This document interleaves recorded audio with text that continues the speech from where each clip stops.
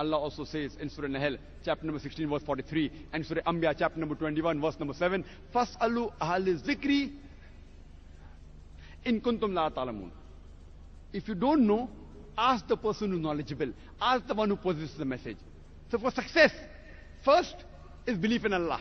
Number 2 is striving, doing jihad in the way of Allah subhanahu wa ta'ala. Number 3 is ask the person who knows.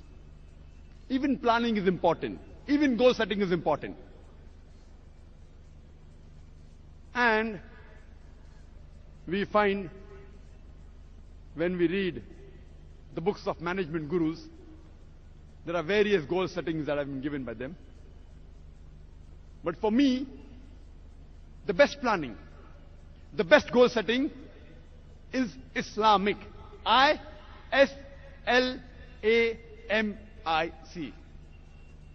I is for Islamic. Your goal should be according to the teachings of Allah subhanahu wa ta'ala and the beloved Prophet Muhammad sallallahu alaihi wasallam. Your goal should be based on the teachings of Quran and the teachings of Sahih Hadith of the last and final messenger, Prophet Muhammad, peace be upon him. It should be Islamic, number 1. S, your goal should be specific. It should be focused. Your goal can't be vague. Let me give you an example. Once there was a teacher who was teaching archery to his students. And he tells his students who were learning bow and arrow, aim at that bird who's sitting on the treetop. All of them take aim. He said, don't release until I give you command. So he asked the first student, have you taken aim? He said, yes. What do you see? He says, I see the forest, I see the trees, and I also see the bird. He asked the second student, what do you see? He said, sir, I see the tree, I see the branch of the tree, and I see the bird. He asked the third student, what do you see? The third student replies, I only see the branch of the tree, and the bird, and the eye of the bird. He asked the fourth student, what do you see? The fourth student replies, sir, I only see the eye of the bird and nothing else. The teacher says, let the arrow go. And the arrow hits the eye of the bird. Your goal should be specific. It should be focused. It should not be like the traveler who wants to go nowhere. Not like the dog who's running after a car without purpose. Number 3, L. L is for lucrative. It should be profitable. Number 1, it should be profitable in the hereafter, akhirah.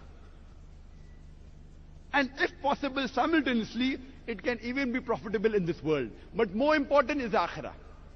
Allah says in the Quran in Surah Baqarah, chapter number 2, verse number 201. Rabbana atina fid dunya hasnatan wa fil akhirati hasanatan wa qina azabin nar. Oh Lord, give us the good in this world and the hereafter, and save us from the torment of hellfire. So it should be lucrative, it should be profitable, number 1 in the hereafter, and then secondly in this world. But more important is the hereafter and then the world. Let not your profit of this world take you away from the profit of the hereafter. Fourth is A. A, it should be apt. It should be appropriate. It should be suitable. Your goal should be apt and appropriate. M. M is for measurable. Your goal should be measurable. And for your goal to be measurable, first it should be specific. After it is specific, it should also be measurable. For example, suppose a builder says, I want to build the tallest building in the world. The goal is specific. But to make it measurable, he does a survey. Which is the tallest building in the world? And he comes to know that Burj Al Dubai, it is 600 to 700 meters tall. Specific. So now his goal is, he has to build a building which is more than 700 meters tall. It's specific. and measurable. If it's measurable, it can be monitored. How much are you reaching? How much are you coming closer to your goal? I is for intention. Our beloved Prophet Muhammad said, it's mentioned in Sahih Bukhari, volume number 1, chapter number 1, book of faith, hadith number 1. First hadith of Bukhari, innamal amala bin niyyah. Your deeds will be judged on your intentions, and you will be rewarded for your intentions. Your intention should be to please Allah and His Rasul, Muhammad sallallahu alaihi wasallam. Your intention should not be to become famous, to become popular. If that's your intention, then your goal is not correct. If your intention is to please Allah, your Creator, and His Messenger, surely you will be rewarded in the hereafter, and inshallah, Allah will reward you even in this world. Last, C. It should be consistent.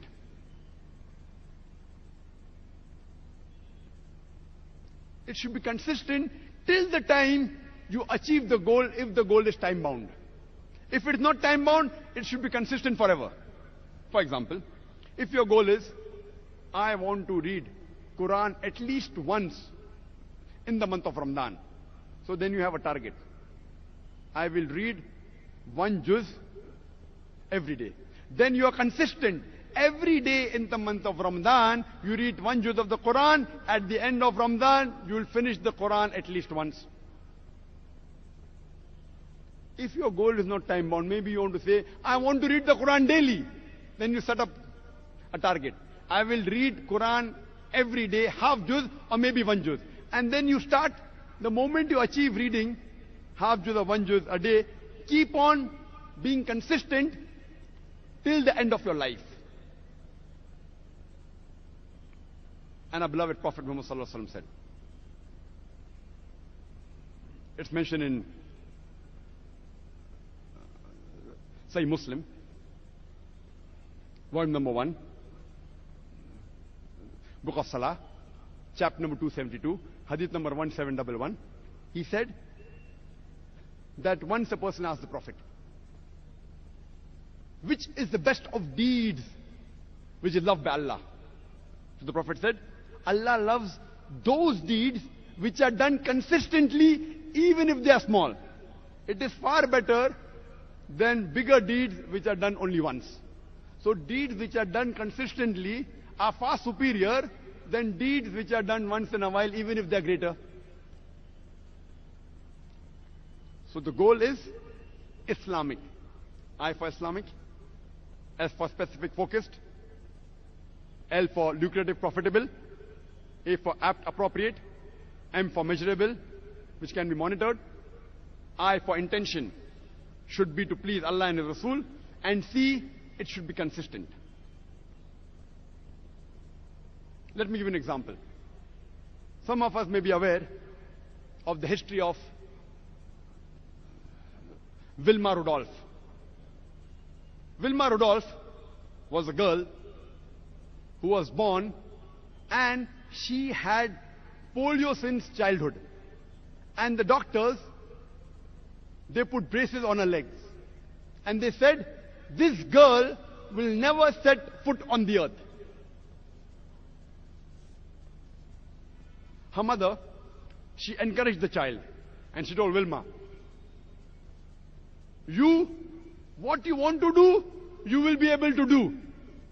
And the mother encouraged her daughter. Wilma, at the age of 9, she removed the braces. And she wanted to be the fastest woman on the earth. That was a desire. That was a goal.